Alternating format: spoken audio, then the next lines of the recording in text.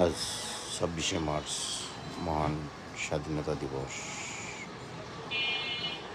লক্ষ লক্ষ শহীদদের রক্তের বিনিময়ে আমাদের এই বাংলাদেশটি স্বাধীন হয়েছিল। এই শহীদদের রক্তের ঋণ আমরা কোনোদিনই শোধ করতে পারবো না, বলতে পারবো না। তাই আজ ৫৫ বছর পেরিয়ে যাচ্ছে।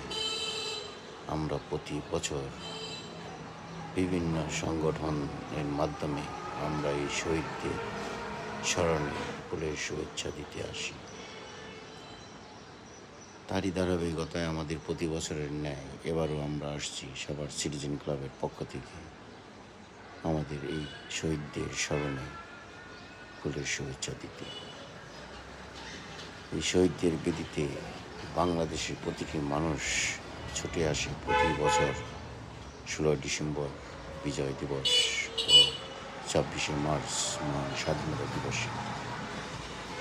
দেশের প্রধানমন্ত্রীর থেকে শুরু করে সকল সাধারণ মানুষ এখানে ছুটে আসে শহীদদের ভালোবাসা এবং তাদের সম্মান করতে।